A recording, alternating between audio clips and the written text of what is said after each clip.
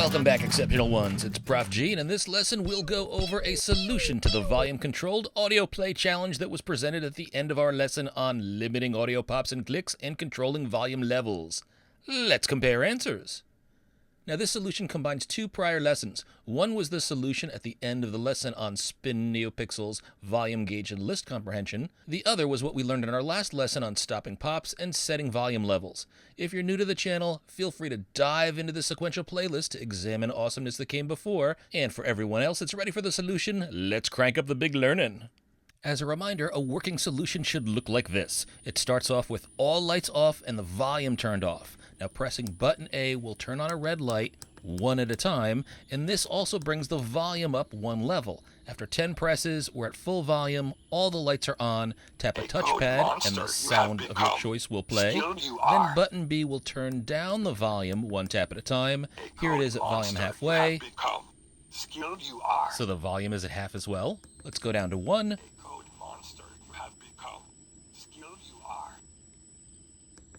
And at 0, when you tap a touchpad, no sound should come out the speaker. So make sure your Circuit Playground is plugged in. Let's get into PyCharm, and I'm going to start by pulling up some earlier code that we wrote to handle the button presses and lights. We save this to our CircuitPython school folder as volume button display list comprehension. If you want a refresher on how this code works, or you're new and you need to code this up, you can see this earlier lesson. I'm going to highlight all of this code and copy it, then close this outermost tab, and with code.py open, I'm going to paste over the code that's in there with my volume button display list comprehension code. And why don't we open the terminal and get into TO really quickly and run this code just to make sure everything's working okay. And pressing A turns on the red lights, holding it down will turn on repeated lights, and B will turn off lights. You get repeated lights here, and if you go all the way to the end, all the lights are off. Cool. So I'm going to change the comment up top to read volume-control. That's what the challenge asked us to save this under. And normally I advise students to write code from scratch when they're learning, but writing code as a maker is a little bit different from writing code as a software engineer. That's the sort of class that I teach when I teach my apps class. And more often than not, with smaller maker projects, you can raid old code and treat the code that you've previously written as sort of software Legos that you can snap into place to get the functionality that you need. So since there's a lot of code that we need and we've already written it and we've explained it in prior lessons, I'm just going to raid our old code. So to get the touchpad code, I'm going to raid the drum machine Py code that we wrote from an earlier challenge. This was the one where I also demonstrated the fruit drum machine. So I'm going to go to File, Open, and pull this up in a separate PyCharm tab. And always make sure you're paying attention to which tab is active so that you're coding in the correct tab. PyCharm puts a little thicker line underneath whichever tab is open. So to work with touchpads, I remember I've got to import touch.io. So I'm going to make sure that I import touch.io over in code.py, then head back to drum machine. And I'm going to get this setup code that I've highlighted here. So from setup touchpads through this for loop for pad in pads. And just as a reminder, I set up a list containing all 7 locations of the touchpads in my Circuit Playground board. That's called pads. And I also create an empty list called touchpads. Then I iterate through all of the pad locations with 4 pad in pads. I create a touchpad using touchio.touchIn, passing in a pad location. That's what the pad variable is. It's one of these guys. So this is sort of the touchpad equivalent of creating the digital I/O object and setting it as input when we create a button. And so this code creates a touchpad that's a touch-in object, and then this append statement here adds that touchpad object to our touchpads list. That list started out empty, but by the end it's going to be filled with 7 touch-in objects. And at this point we've got a list named touchpads. It contains 7 elements where each element is a separate touchpad, and each of those separate touchpads acts sort of like a button. So again, make sure you've highlighted all this code and copy it, and then let's head back over to code.py. And in code.py I'm going to paste this in just after we set up our buttons and before we set the volume equal to 0. Then let's head back to the drum machine tab, and the one more thing we want is to be able to detect when these touchpads are touched. So that's this code here in the while true loop. I'm going to highlight it, copy it, then return to code.py. And in the while true loop here, after I've handled the if button A value, if button B value, I'm going to outdent even to both of those if statements, and I'm going to paste in the code that I just copied. And if touchpad I is pressed, I'm not going to use these 3 lines here. I'm going to delete them. For now, why don't we just print out that a particular touchpad was touched? So we'll just test out the touchpad code at this point by saying print in parentheses, and this will be an F string with double quotes, pad, curly braces, I, touched exclamation point. Then we can click to get rid of the drum machines tab. We don't need that code anymore. And now let's open the terminal, make sure that you're in TO, and let's save the work and try this out. So my buttons still work, and let's touch pads. And we can see the buttons aren't to bounce, but it's definitely detecting the different pad touches. I can see what's printed out in the console. Cool. So I'm going to close the terminal and scroll up top. And now let's open up some code that worked with audiomixer. So since I have a Circuit Playground Bluefruit, I'm going to choose audiomixer MP3 play Circuit Playground. If you have a Circuit Playground Express, you should probably get the WAV code instead of the MP3 code because you can't play MP3s on a Circuit Playground Express. And the first thing I'm going to do is grab these imports. So I need to import from audiomixer through my double try statement, copy all these statements, and let's head over to code.py. And I'll paste this right after touch.io, and I should have put a comma after touch.io first. Always look around to see if you have any red squigglies of anger in your code. Add my comma, and the red squigglies of anger go away.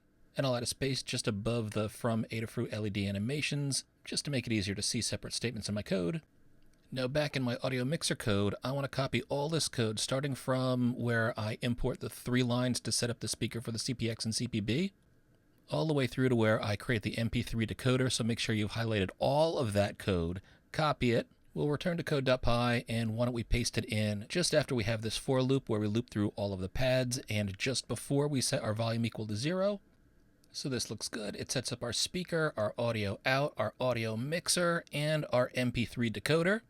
We describe all this code in our previous lesson, so we won't do that again now, but let's head back to our audio mixer code, and we absolutely need the function that's going to play our music file. Since it's the MP3 example we're using here, I'm going to copy this function definition, play MP3 voice, head back over to code.py, and why don't I paste that just after the volume equals 1, but above our while true.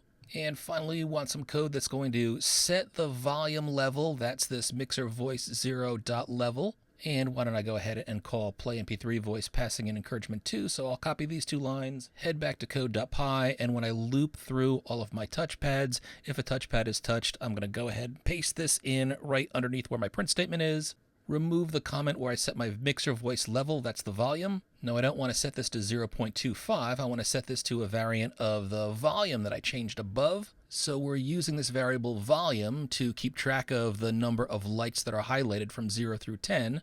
Now a mixer voice's .level property sets the volume, but it's not from 0 to 10, it's from 0 to 1.0, 1.0 being full volume. So what we'll just do is we'll take our volume and divide it by 10. This will give us a full level value of 1.0 when the volume is 10. Now let's open the terminal, save the code, and check things out.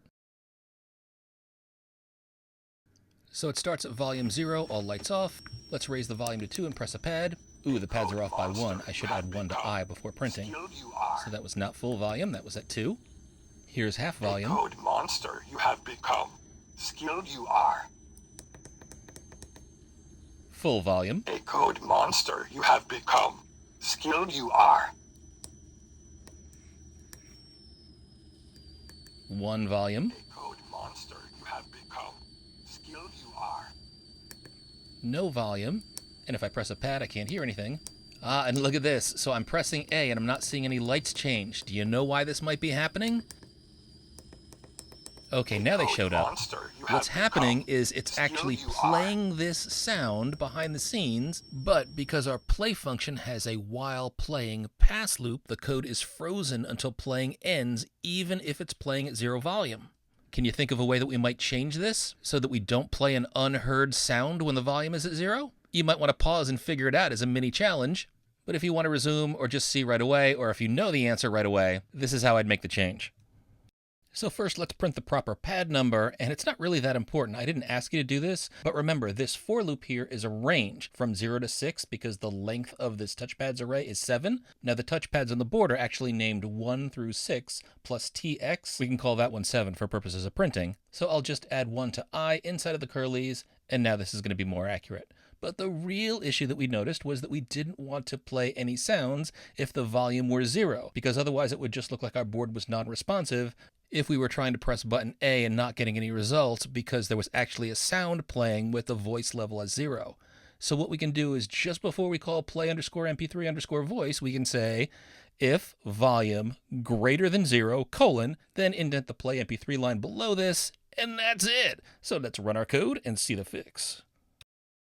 And I saved, and I don't see my code running on my board. Sometimes I just add a space and then resave above.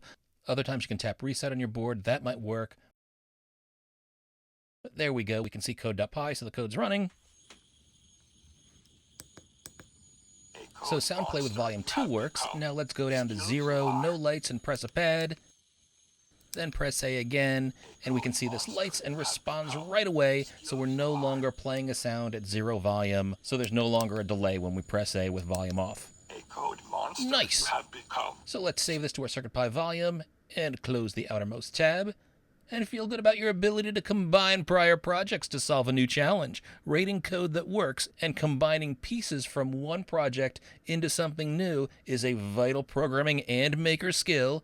Continue to learn big, and as always, make awesome.